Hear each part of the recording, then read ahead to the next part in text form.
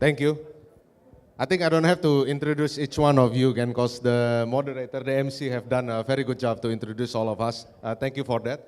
Yeah, so this session, we are going to discuss the journey and the reason, what is behind the big decision from being a C-level executive working in a company and then quit the job and then starting your own business. So basically from professional to entrepreneur. And today we want to hear what is their story and what triggers them to do so. So basically the first question is going to be a question to each one of you. Basically, I want to ask you about what inspired yourself to start your own company. What's the specific moment of experience that triggered that decision? And also you can share your vision about the company. And each of you will have a minimum of 2 minutes and maximum of 3 to 4 minutes. Yeah. So I'm gonna start with Dito. Yeah, Raditya. The name is Raditya Wibowo, but we call him Dito. Yeah. So Dito, can you elaborate the turning point of your career that led you from being a Gojek Chief Transportation Officer to build an electric motorbike company? What were the significant opportunities that you identified during the transition, and why did you decide to stay within the two-wheeler, the vehicle sector? Thank you. Right. Thanks, David. So I think it's definitely been a long journey, right? I've been riding motorcycles since high school. Actually, my co-founder and I, we were neighbors in high school, so we would go to school together on my bike every day. And I still drive the same bike till this day. So I drove the same bike here. It's 20 years old. Oh, really? Okay, yeah, that's yeah. nice. I ride a two-wheeler everywhere. It's faster to get the meetings and stuff. Why am I not driving my own bike yet? That's because we are still, my team doesn't let me take it out yet because they don't want people to take photos. But I have tested our own bike as well for a couple 100 kilometers. So it started kind of from that interest in high school, and then my co-founder and I actually joined Gojek together. So we worked with Gojek drivers for 7 years. We know a bit about motorcycles and what the users need. And one of the things that I started looking at in my last year at Gojek was two-wheeler EVs. Because at the time, the thinking was, if all the motorcycles are eventually going to become electric, we have such a large fleet of captive users, like 2 to 3 million drivers. How can we kind of spearhead this transition, right? So we did some pilots with existing products on the market. What we found was that none of the products really worked for them for various reasons. So either the battery would run out too fast, or they would feel like there's not enough power, it's not comfortable for bringing a passenger, there's not enough storage space. Lots of issues very specific to how you use a bike in Indonesia. And given that the right product wasn't really there in the market yet, and personally, my co-founder and I had a lot of experience with motorcycles, we feel like we understand the user. We decided to make our own bike. So that was 3 years ago. Apparently making your own bike is not easy. We kind of chose the hard route by doing our own R&D. Right, so there's many two-wheeler EVs you can buy on the market today. There's 57 options that are subsidized, more than 20 brands. We are not the first to the market, but we do believe we have the best product. We have a sneak peek downstairs. There's a VR version of the bike if you want to see it. I would be more than happy to also bring you to our factory if you want to try the bike in person. I can give you a ride as well. We do believe it's very different from anything else out there. But yeah, that's what we're trying to do. So we're launching very soon, sometime in Q4. So definitely looking forward to that, fingers crossed. Okay, so next I want to ask you the challenges, because all this automotive industry are always been driven by the big boys, right? Yes. A company like Honda, Yamaha, for two-wheelers, like four-wheelers, they are Toyota, they are GM, like only very, very few can be like Tesla or the next BYD, right? And definitely in Indonesia, where you have Honda motorbike commanding like more than 80% market share, yes, and the rest basically Yamaha. How do you cope with this challenge? What's your view and what's your take from competing, with the large company? Right. Even the startup, the other motorbike startup, yes, they are also big corporation like I think Indica they Yes. have, yeah, and there's a couple of other brands, yeah. That's Yes, right. yeah. That's right. So I think if you look at the whole industry, right, the total installed base of two-wheeler EVs is probably around like 60,000 units or so, right? This is a number from last year. The total number of two-wheelers in Indonesia is about 130 million. So the penetration is still very, very low, right? Every year there's 6 million new bikes sold in this market. Last year there were only about 35 to 50,000 electric bikes. So penetration again, still very, very low, 0.6, 0.8%. And the two-wheeler market itself is very much dominated by the big Japanese players, right? There are basically two brands that hold like 90% of the market. This is a bit different from cars. Four-wheelers is a bit more competitive. You also see that on four-wheelers, the EV penetration is happening faster than two-wheelers, right? So already first quarter this year, 3 to 4% of new cars were electric, right? There's been a big launch recently, a brand from China, BYD. I think the number's gone up even more, right? 4 to 5%. But that hasn't really happened yet on bikes. And the question is, why, right? Especially given that those bad Japanese brands are there in the market, right? And they do have an EV product. So, for example, Honda, last year they launched their EV model. It costs more than 40 million rupiah, and the range is about 40 kilometers, which we think is not enough for Indonesia, right? So I think they are in EV, but it doesn't seem like they're pushing hard to be the first mover. We think that's our advantage, right? Why are they not pushing hard? Honestly, I think it's a classic innovator's dilemma, right? Like if they push too hard, they will only disrupt themselves, really. Also, they've invested a lot in building a supply chain for the ICE components. Also, they make a lot of money from after sales. After sales is a bit different for electric vehicles because you don't really have lubricants. You just change the brake pads every once in a while. So it's a pretty different business model with different margins. And our sense is that there is an opportunity to be the first mover there. Obviously, the challenge will be staying ahead once we have a bit of a lead, right? But you know, in terms of economies of scale, the Japanese companies, they can make the mechanical parts for so much cheaper than us. But for the EV components, like the battery pack, the control unit, the electric motor, they don't really use these components in their existing products anyway. So of course they have more negotiating power as a big brand, but it's not necessarily that they can buy those parts for an order of magnitude cheaper than we can. So that's kind of our opportunity. I think the goal is really to just move fast, come to the market with the right product. We are looking for the product that unlocks the inflection point for two-wheeler EV adoption in Indonesia. I think for cars, we've started reaching that point. For bikes, the market is still waiting for the right product. So we're hoping we can be one of the first. Yeah, there's still a lot of areas to explore and to compete with, yeah. Well, this is very interesting. I wish I can discuss more, but our topic today is about from professional to founder. Absolutely. But we are talking about the electric vehicle, but we'll continue this Yes, sir. offline. So I want to move to the next panel.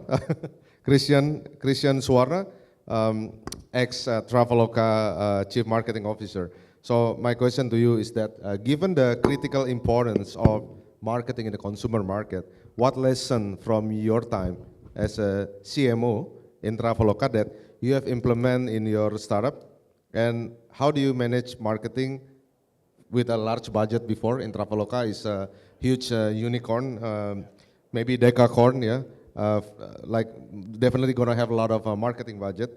So and compared to the startup that you are doing right now, yeah, and what have you learned and what challenge that you face, please? Yeah, I sure hope Traveloka is a decacorn. I think that would be great. So marketing for a large company and a small startup is vastly different. If you look at digital marketing angle, for example, the fundamental principles of how you do content marketing, of how you do paid marketing, SEO, how you do influencer marketing, those remain the same. But as you go up to a higher level and looking into the marketing objective and how you utilize all these different channels, then you will see a very fast difference. For one, on the marketing objective, if you're a new startup like us, you are basically unknown. Nobody knows you, nobody cares about you. And so a lot of your marketing efforts needs to be focused on finding the right target segment to introduce your product and pique their interest. We do a lot of those in the beginning, and if you remember the marketing funnel, there's a few sort of like journey that a customer go to, we focus on the tofu and the mofu, the top of the funnel and the middle of the funnel type of advertising to target them.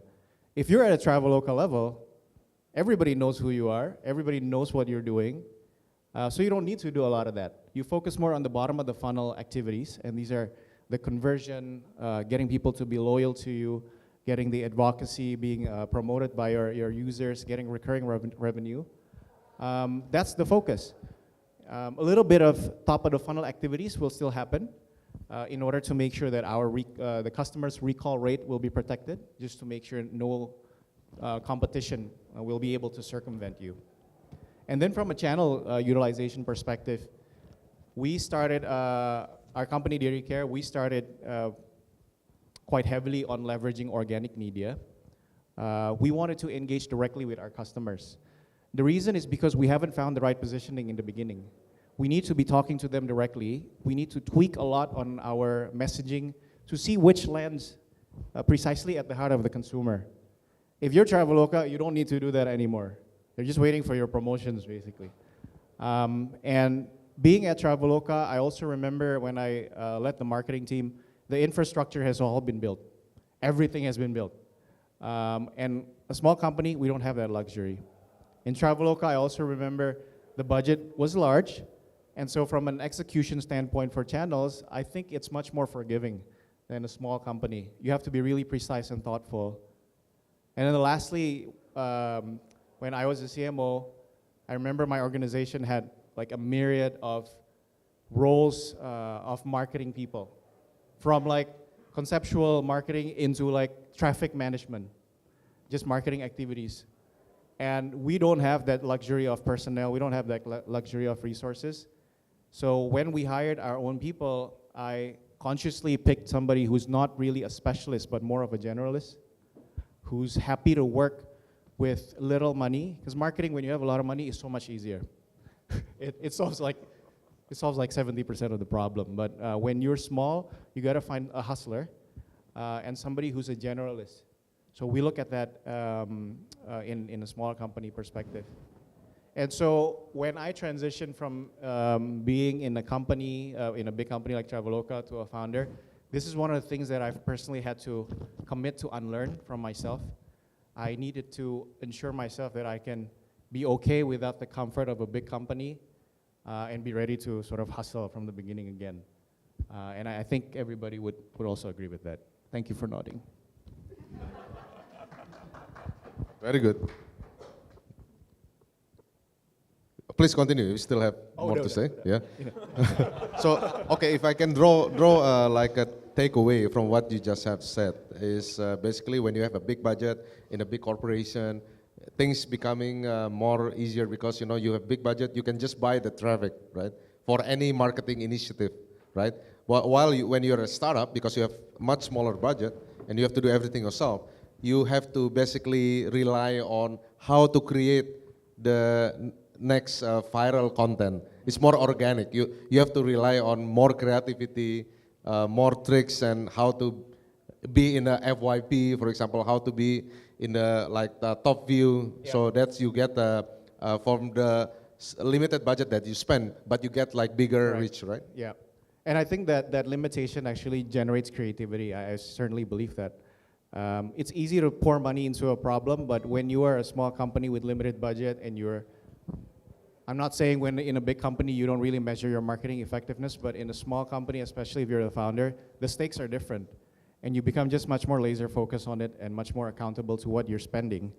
And therefore, the creativity starts to come up much more. And I remember I set up for our company, I set up the entire marketing infrastructure myself.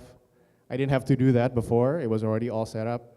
I learned about connecting it with our own platform. I learned to set up Meta. It was difficult because a lot of just little legal restrictions in order to have Meta account running, all that stuff. I was the first person who ran the ad sets myself. Before that, I was talking at a conceptual level with my team. But in the beginning, I was the one clicking it and hitting the budget, making changes to the budget, adding the ads by myself. But I liked it because I immediately get a feel about what the market is responding or not responding to. And I personally think it helps me in tailoring the right message. Yeah, I think it's a very logical experience. I think it happens not only in marketing, whatever you do, when you are in a big company and then you start a small company, then basically this is in logically what you gonna expect, right, to do. And it's good thing that you're learning coping with that.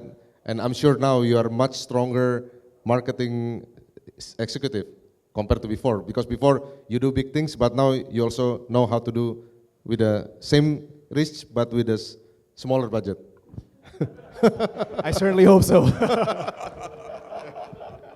Okay, my next question is more interesting. As we know that Diri Care is basically a beauty, what do you call it? Beauty. We are a beauty clinic. Beauty clinic. Yeah. So basically, a beauty clinic caring for the most of the female needs, right? And we know that before you were a marketing guy, and especially then, and you are also a male, right? But now you have to do the business that related to female. Yeah, I actually have a good friend. I didn't see him here tonight, but he was probably in a different room. But he started Sociola, similar like you, Chris. You also know him, right? Yeah. Ever since he started in Sociola, every day he wear pink. His clothes always pink. Yeah, but I don't see you wearing pink, right? So, so my question to you is this major shift from travel to beauty industry, which is predominantly female-driven in terms of consumer and also behavior. How do you cope with that? As yourself are a male and you don't even have a beauty clinic background or beauty care background. Maybe I'll answer it by just sharing a little bit how we started this, right? So we started Diri Care because of our own personal struggles with our condition. Myself, about maybe 4 years ago, I started seeing heavy hair fall, starting on the top of my crown. And at first, I kind of like ignored it. Is it front or back? In the back, just maybe a little bit like in the crowd. I wouldn't point to some of the guys that I see notice here. I'm obviously not a consumer of Diri Care. But I initially ignored it, but then in conversations, in hanging out with my friend, they started noticing it. And the thing is, growing up, I have this nickname, a mushroom head, because I have a very thick hair. And the moment I realized that I was balding, my heart sank. And my co-founder, Dr. Devi, also had similar experience, but hers is more emotional. So she's been an acne sufferer throughout her life. So she knows firsthand the experience of being bullied in high school and being looked at differently because you have a lot of red specks on your face. And I remember when we were starting this in COVID period, she mentioned to me in passing, but I thought it was quite interesting. It stuck with me to now. She said, I strangely find it more comforting behind the mask because she doesn't have to show her imperfections. And to me, that's very ironic, right? And so that's sort of like the reason why we started Diri Care. We are building a company with a focus on clinical beauty. So we created the first 100% online beauty clinic where everybody can get access to clinically proven solutions for all of their derma concerns. So like acne, scarring, all of the other stuff. You'll be able to get solutions very easily from that. And for me, as a male, I'm lucky to have my co-founders because in addition to just talking to my customers, Devi is a sufferer herself, so she's in touch with it. And Arman, my co-founder, who's also there, his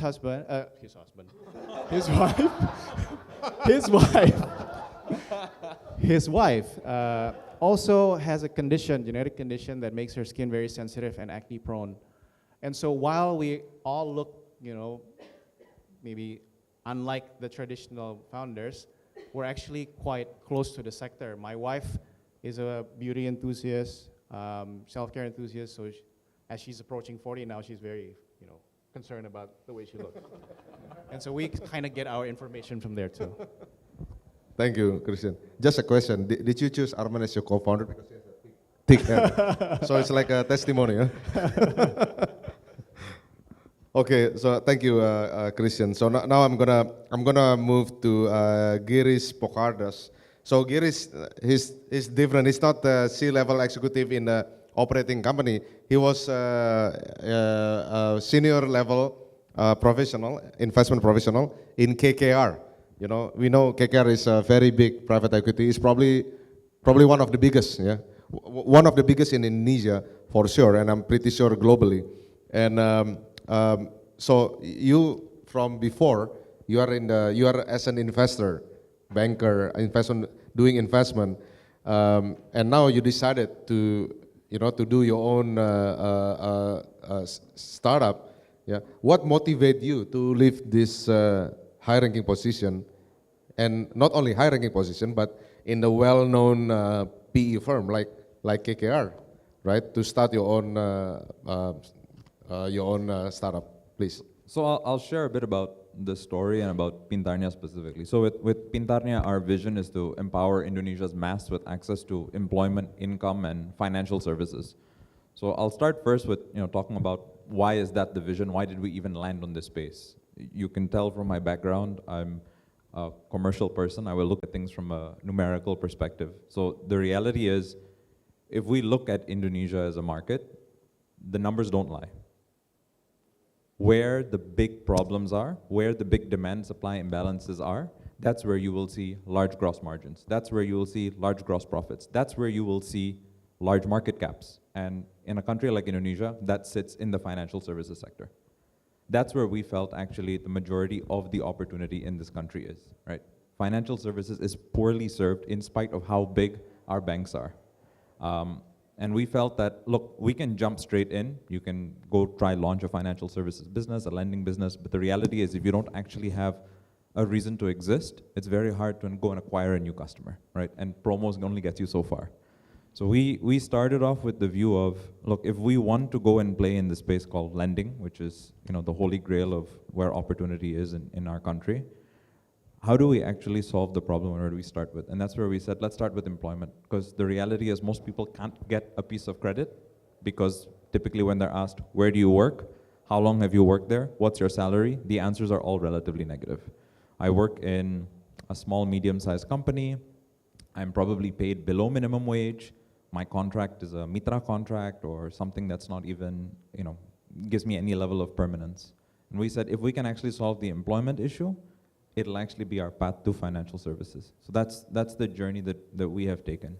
Specifically for me, why did I go on this journey? The answer is because of the people I'm taking the journey with, my co-founders. I've always wanted to be an entrepreneur. I've always had businesses since I was in college. Some of those businesses last till today. The question for me was, when's the right time to do it? And that's all dependent on who you're doing it with, right? This is a journey that I don't think I wanted to take on my own. After having taken the journey or, in the middle of that journey, I'm confident this is not a journey I would have wanted to take alone. The ability to debate, the ability to share the ups and the lows with others is just instrumental to actually being where we are today. One of my co-founders is in the room here. We spent probably, 9 months actually just discussing before we even incubated our first idea. After incubating it, it took us time to realize that was a silly idea to even begin with. That takes a lot of guts and it takes a lot of challenging. If you're doing that on your own, you're either continuously buying your own bullshit or not able to actually have any level of conviction on a specific idea. So that was important for me. My two co-founders are folks I had worked with long before in my career, and that's actually what was the trigger moment to say, well, if we're going to do this, might as well do it with people that I like and trust. That's great. And basically you are looking for, your startup is basically creating solution for the blue collar workers, right? Financial solution and stuff. So that is actually my next question, because your startup, the things that you are doing as a founder, you need to understand how is the life of the blue collar, how do they live, what are their needs, and certainly you don't have that background. You were a high-ranking executive in an investment company, and I'm sure you know very well these people that are usually your ecosystem would be like a well-educated people, wealthy clients, wealthy LP, So how do you cope with that? How do you, what makes you think you can understand, and how do you think that you can understand this blue collar community? The simple answer is you go in with a lot of confidence, you go in with a lot of conviction because you have always been right your whole life. And how do you learn what you need to do is by getting it so wrong the first time you try. So the reality is a lot of our, mine specifically, my assumptions, my biases, ideas on what we should launch, you can throw them out the window, they were not even worth doing, right?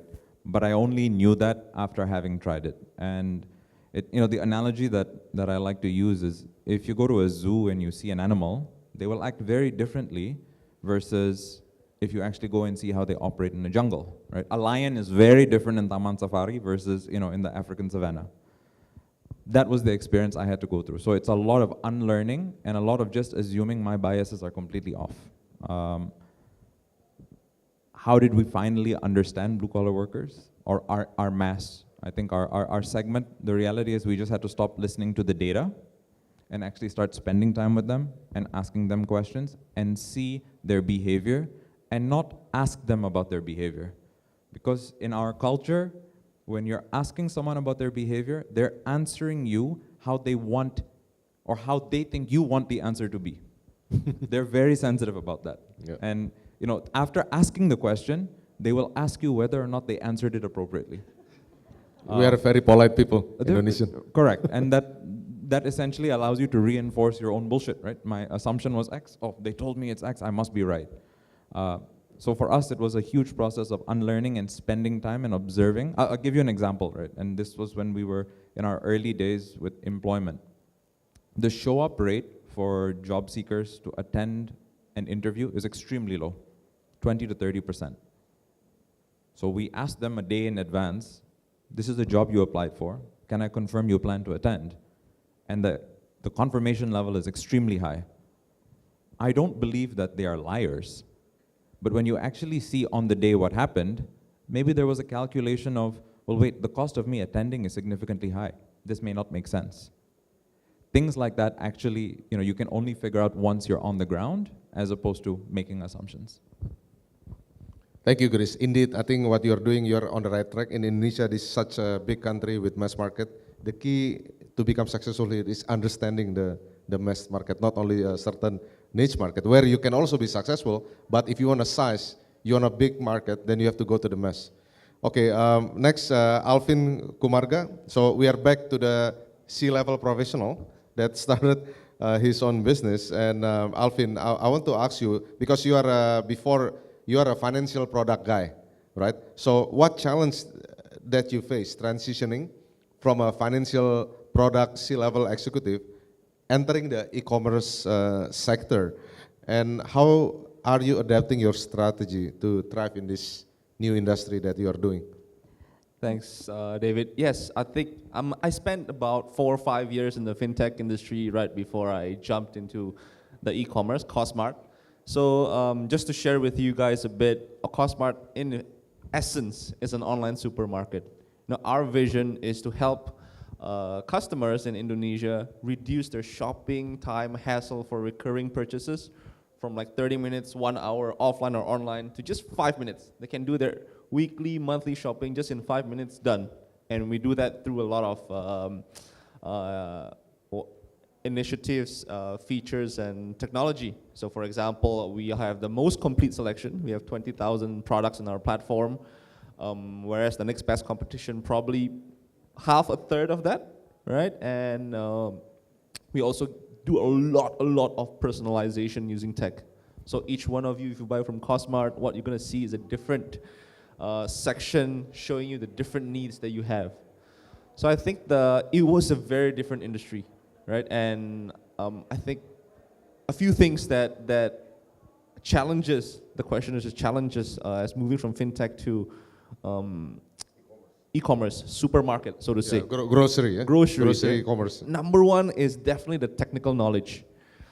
Fintech, it's a lot of regulations, risk, interest rates, default rates, whereas in grocery is inventory, margins. It's very different. So I had to, like, picking up on Girish's quote, unlearn a lot of things that I learned and relearn the dynamics of this new industry. So I think that's one big challenge. Second, coming from a big company like Traveloka as well, resources was one of the key things that I need to work with, right? Before, we've had all the resources, all the brand name, and now you need to learn to do more with less, I would say. So I think those are the two key factors, and I think one thing that helped me is this mindset to always be humble and learn, I guess. Right? I think that's very, very important. Don't assume you know things. Don't assume just by asking you can get the right answers. Observe, make assumptions, try it out, make mistakes even. Right? Make mistakes, relearn, and get better and better and better at it. And I think that's what we're doing, and happy to be on this journey. I want to ask you something. You know what people buy, right? Regularly, because you are basically helping them to save time for recurring purchase. Yep. So what are the the Indonesian household usually buy for like recurring purchase? Gentlemen, I'm sorry to interject. Can we wrap it up in 3 minutes? Oh, yeah. Okay? All right. Thank you. They buy a lot of tissues. A lot of tissues. Oh, tissue. A lot of tissues. You would think, they buy a lot more like rice and all that, but they buy a lot of tissues. They buy a lot of diapers, just because that's one of the big segments that we have. Working mothers with small children. And milk. You would assume people buy it in the small bottles, all that, but even households, they buy in big cartons. One carton, 20, 30, 40, what do you call that? Small boxes. So those are the things. I mean, of course, the rice and all that, they buy a lot of that. But I think there's a lot of demand for groceries, definitely. The key thing for us, and I think the key thing for players in our industry, is really choosing a segment and focusing on that, knowing your market, knowing what to sell, using what value proposition to who. Because with groceries, everyone buys groceries. Everyone is gonna say, I want cheaper prices, better selection, faster delivery, better quality. So you need to know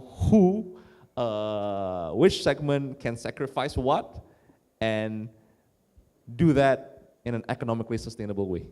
I think that's the key for us. Thank you, Alvin. It's very interesting to know that. Yes, of course. You can go up, please. All right, once more. All together now. 3, 2, 1. Big smile. Audience, can we have a big round of applause once more for all speakers and moderator? You may return to your seat. Thank you all esteemed speakers for being very, very candid.